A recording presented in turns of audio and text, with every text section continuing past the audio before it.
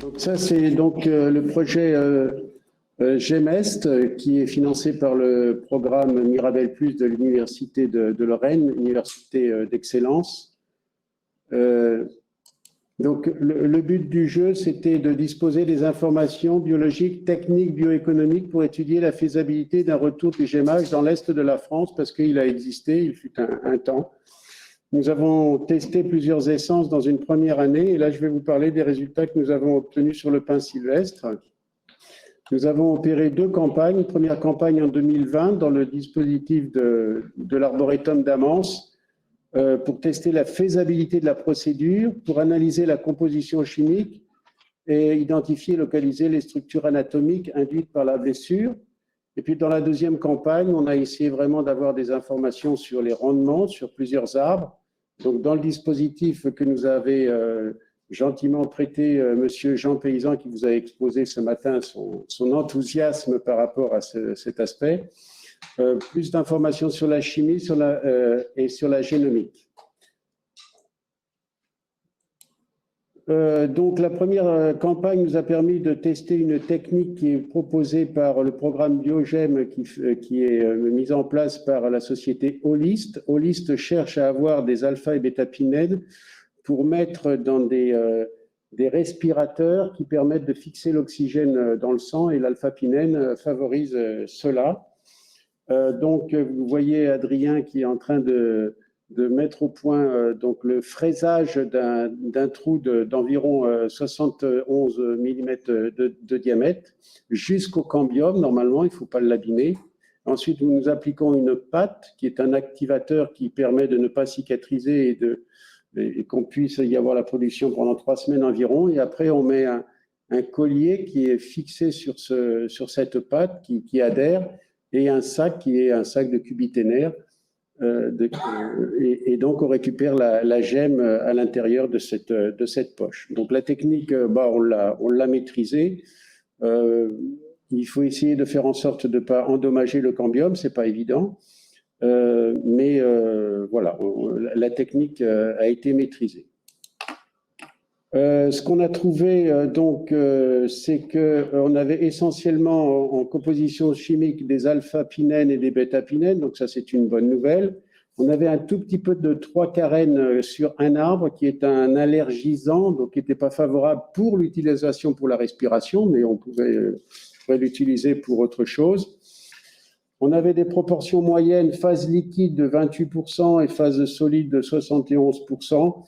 Et vous voyez, on arrivait à des rendements d'environ 450-500 grammes maximum sur un arbre. Et puis donc pour le reste des arbres, des quantités de résine récupérées sur une quart, ou bien 2, ou bien 3, vous voyez, qui variaient beaucoup. Enfin, on n'est pas de toute façon sur les productions, les rendements du pin maritime pour cette année-là.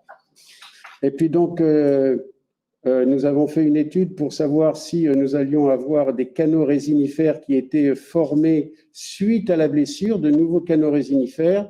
Et le résultat, je ne rentre pas dans le détail, mais c'est qu'on n'a pas mis en évidence que le fraisage induisait la formation des canaux résinifères à partir du moment où on mettait en place des carottes de bois qui étaient prélevées 35 jours après. Donc peut-être que les canaux résinifères qui peuvent donner un surcroît de production sont formés après.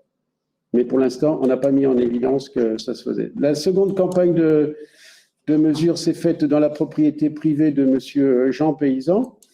Et donc, nous avons fait plusieurs pics, donc 1er juin, 15 juin, 29 juin, vous voyez, toutes ces dates-là, avec des arbres qui avaient en moyenne 44,2 cm de diamètre à 1,30 m. C'était donc des pins sylvestres. Et voici les rendements. Donc, les rendements maximum 706 grammes, minimum 38 grammes, donc une moyenne de 330 grammes à comparer avec les 3,5 kilos. Donc, pour notre première année, on essayait de maîtriser plusieurs choses. Déjà, ça coule. C'est pas top, mais on va s'améliorer.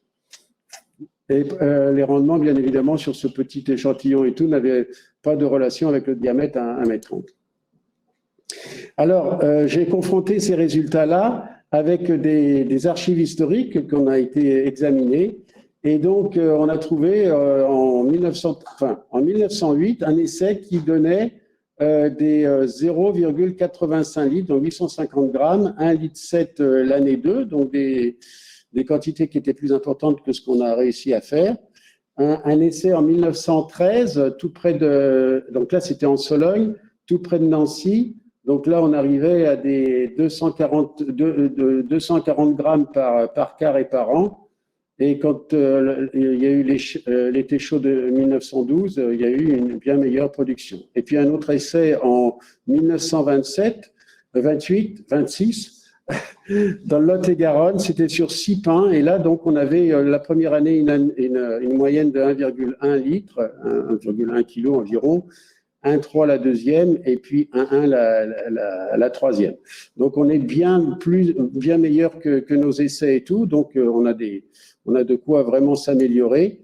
Et puis, on a regardé aussi ce qui s'était passé en Pologne, parce qu'en Pologne, ils avaient fait ça jusque dans les années 90.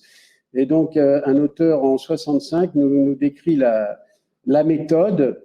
Nous arrivons à des… Alors, j'arrive pas à voir. Oui, nous arrivons à des quantités de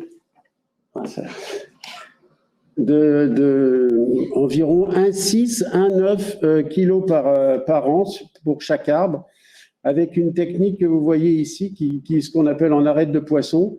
Ça, c'est un peu large de 30 cm environ. Vous remontez cette quart au fur et à mesure de la saison. Et donc, il y a un délai d'une semaine entre chaque pic, là. Et donc, vous arrivez à des rendements de cet ordre-là. Donc, je ne rentre pas dans les détails, mais disons qu'on est loin des rendements qu'on peut obtenir sur le pin sylvestre, qu'on obtenait autrefois. Et puis aussi, on est loin de ce qu'on peut obtenir sur le pin maritime et on est loin de ce qu'on peut obtenir sur les pins brésiliens, etc. Mais en tout état de cause, si on peut, sur un arbre donné, avant de l'abattre pour faire du bois, récupérer sur 3 ans de la gemme, et si on arrive à des quantités relativement importantes, on aura à travailler sur le calcul économique pour savoir si ça peut constituer un revenu supplémentaire pour le sylviculteur. Donc la composition chimique de nos arbres, de nos récoltes, c'est essentiellement de l'alpha-pinène, un petit peu de bêta-pinène sur tous ces arbres qui étaient beaucoup plus nombreux, et malheureusement ce 3-carène est beaucoup plus important sur les arbres de cette deuxième campagne. Donc ce n'est pas favorable pour l'utilisation de respiration, mais il peut être utile pour d'autres utilisations et éventuellement voir si on ne peut pas le séparer de cette composition.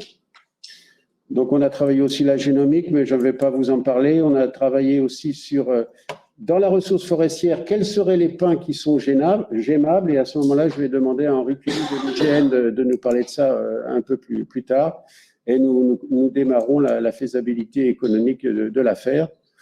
Voilà, je vais en rester là.